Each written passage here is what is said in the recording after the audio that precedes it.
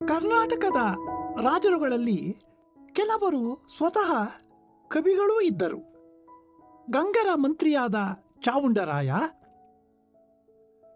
ವಿಜಯನಗರದ ಕೃಷ್ಣದೇವರಾಯ, ಚಿಕ್ಕದೇವರಾಯ, ಕೆಳದಿಯ ಬಸವಪ್ಪ ನಾಯಕ ಇಂತಹವರು ಈ ಮಾತಿಗೆ ನಿದರ್ಶನ. ಇಂತಹ ಕವಿ ಕಾವ್ಯ ಪಕ್ಷಪಾತಿಗಳಾದ ರಾಜರುಗಳಿಂದ ಬೆಳೆದ ಕನ್ನಡ ಸಾಹಿತ್ಯ ಚರಿತ್ರೆಯಲ್ಲಿ ರಾಜಾಸ್ಥಾನಗಳ ಹಂಗನ್ನು ಹೊರಿದು ನಿಂತುಕೊಂಡ ಮತ್ತು ಅಂತಹ ಒಂದು ಮನಸ್ಥಿತಿಯನ್ನು ತಮ್ಮ ಕಾವ್ಯ ಧೋರಣೆಯನ್ನಾಗಿ ಮಾಡಿಕೊಂಡಂತಹ ಕೆಲವು ಕವಿಗಳೂ ಇದ್ದಾರೆ. ಹರಿಹರ, ಕುಮಾರವ್ಯಾಸರಂಥವರು ಯಾವ ರಾಜಾಶ್ರಯದಲ್ಲಿಯೂ ಇರಲಿಲ್ಲ. ರಾಜಾಸ್ಥಾನಗಳಿಂದ ದೂರ ನಿಂತವರೂ ಕೂಡ ಈ ರಾಜಾಸ್ಥಾನಗಳು ತಮ್ಮ ಸ್ವತಂತ್ರ ಪ್ರತಿಭೆಯ ಪ್ರಕಾಶನಕ್ಕೆ ಒಂದು ಇಕ್ಕಟ್ಟು. ಆದುದರಿಂದ ಇದನ್ನು ಪ್ರತಿಭಟಿಸಿ ನಿಲ್ಲಬೇಕು ಎಂಬ ಉದ್ದೇಶದಿಂದ ನಡೆದುಕೊಂಡಂತೆ ತೋರುವುದಿಲ್ಲ. ನಯಸೇನಂತಹ ಮುನಿ ರಾಜಾಸ್ಥಾನದಿಂದ ದೂರ ಇದ್ದರೂ ಅವರು ರಾಜ ಪೂಜಿತನಾಗಿದ್ದನು. ಕುಮಾರವ್ಯಾಸನಂತಹ ಭಕ್ತ ಕವಿ ತನ್ನಲ್ಲಿ ತಾನೇ ತೃಪ್ತನಾಗಿದ್ದುಕೊಂಡವನು.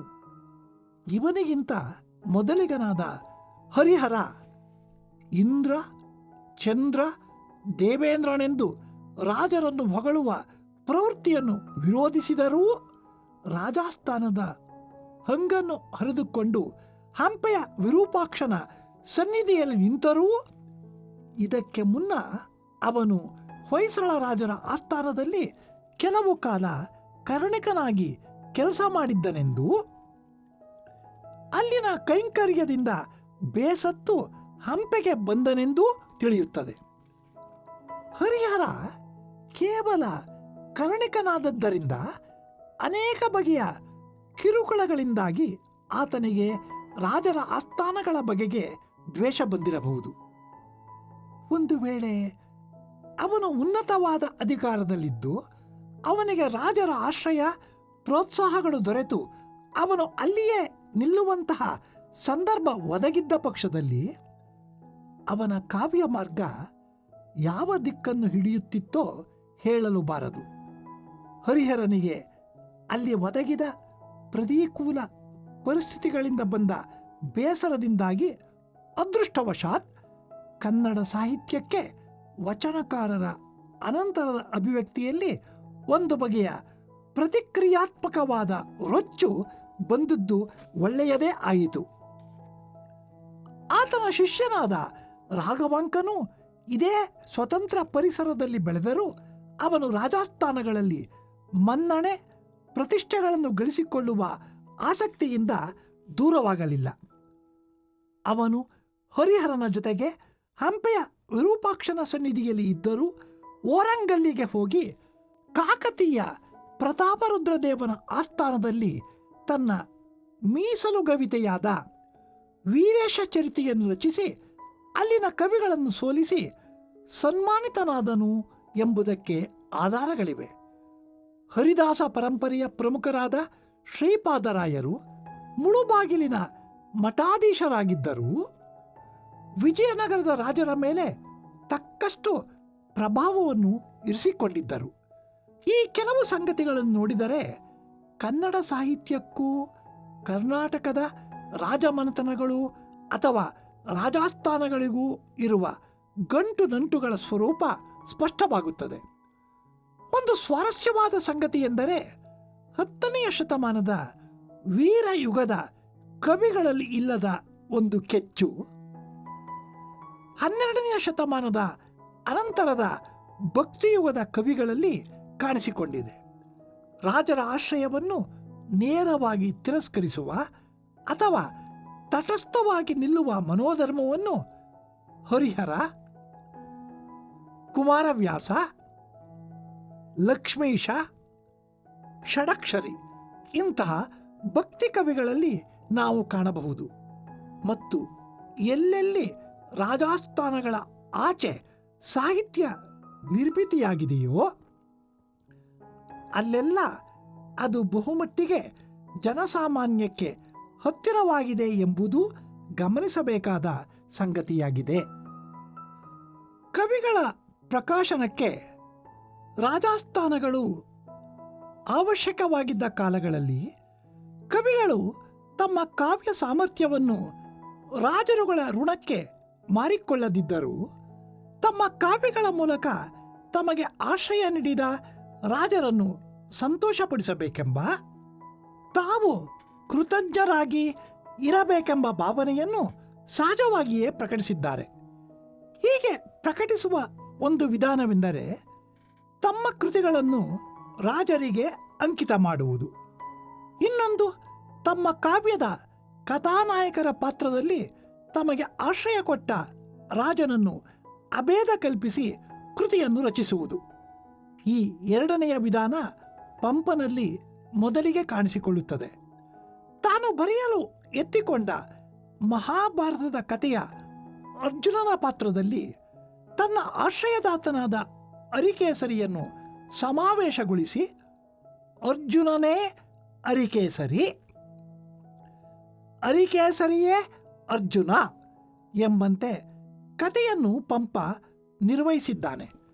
ಇದರಿಂದಾಗಿ ಕಥಾ ನಿರ್ವಹಣೆಯಲ್ಲಿ ಅನೇಕ ತೊಡಕುಗಳನ್ನು ಪಂಪ ಎದುರಿಸಬೇಕಾಯಿತು ಎಂಬುದು ನಿಜವಾದರೂ ಕನ್ನಡದ ಮಟ್ಟಿಗೆ ಸಮಕಾಲೀನ ಚರಿತ್ರೆಯನ್ನು ಪುರಾಣದೊಂದಿಗೆ ಸಮಾವೇಶಗೊಳಿಸಿ ಬರೆಯುವ ಹೊಸ ತಂತ್ರವೊಂದು ಆವಿಷ್ಕಾರವಾಯಿತು. ಮತ್ತು ಈ ತಂತ್ರವನ್ನು ರನ್ನ, ಜನ್ನ, ನೇಮಿಚಂದ್ರ ಇವರು ಅನುಕರಿಸಿ ತಮ್ಮ ರಾಜಋಣವನ್ನು ಪ್ರಕಟಿಸಲು ಮಾರ್ಗವಾಯಿತು.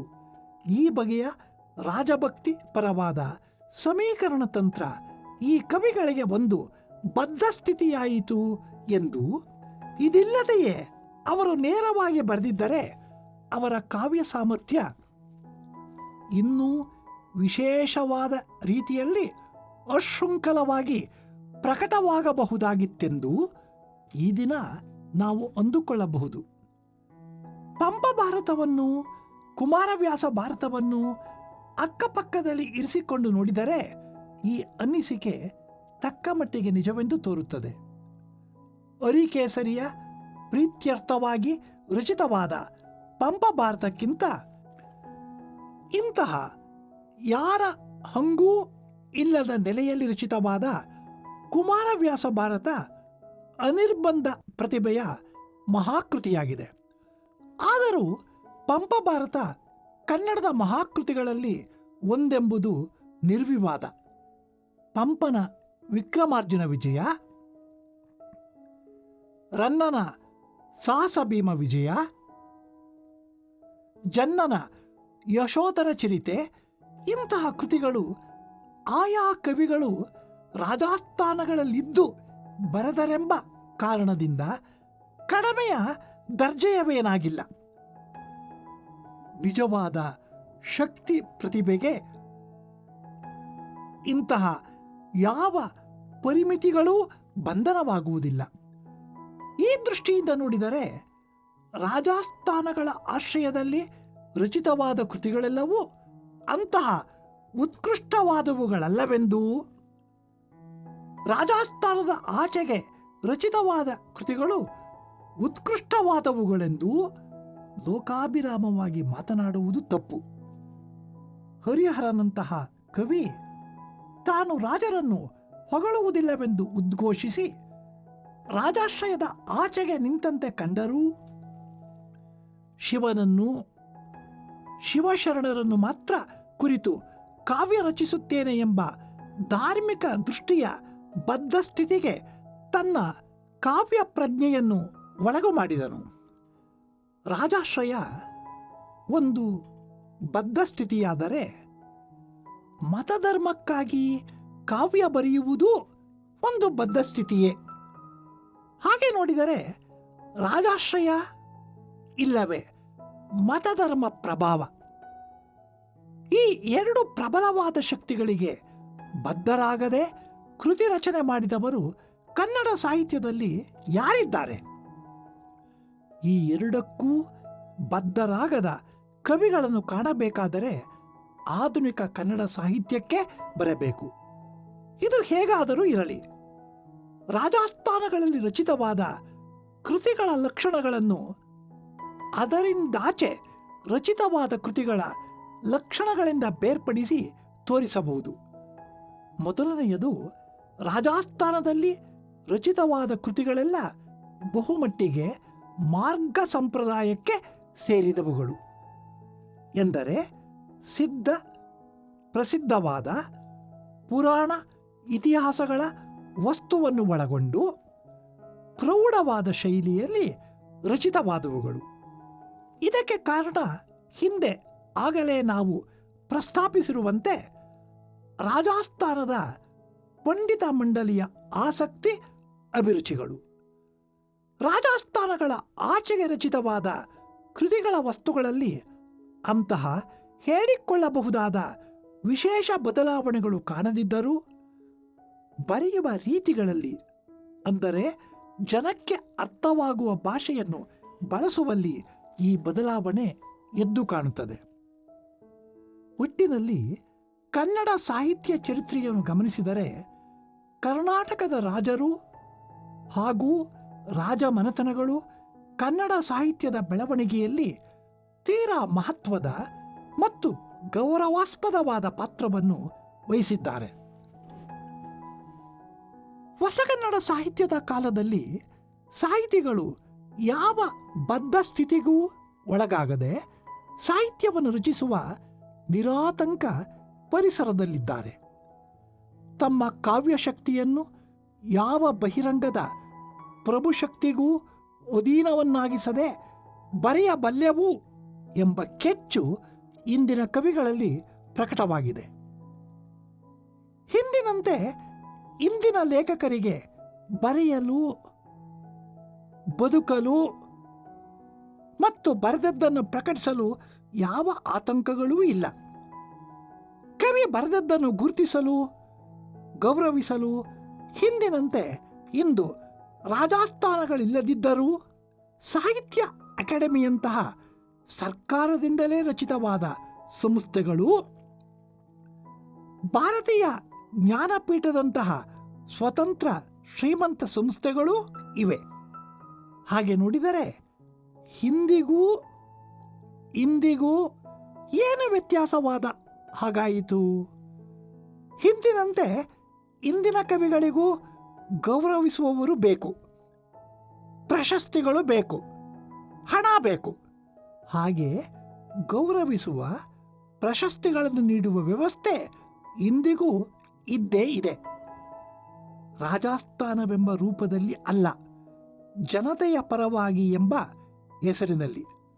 ಆದರೆ ಕವಿ ಇಂತಹ ವ್ಯವಸ್ಥೆಯ ಸನ್ಮಾನ ಗೌರವಗಳ ಪ್ರಲೋಭನಕ್ಕೆ ಒಳಗಾಗದೆ ತನಗೆ ತಾನೇ ಸ್ವತಂತ್ರವಾದ ನಿಲುವಿನಲ್ಲಿ ತನ್ನ ಕೃತಿ ರಚನೆ ಮಾಡುತ್ತೇನೆ ಎಂಬುದೇ ಇಂದಿನ ನಿಜವಾದ ಸೃಜನಶೀಲ ಸಾಹಿತಿಯ ಮನೋಧರ್ಮವಾಗಿದೆ ಎನ್ನುವುದು ಇಂದಿಗೂ ಇರುವ ಬಹುಮುಖ್ಯವಾದ ವ್ಯತ್ಯಾಸವಾಗಿದೆ.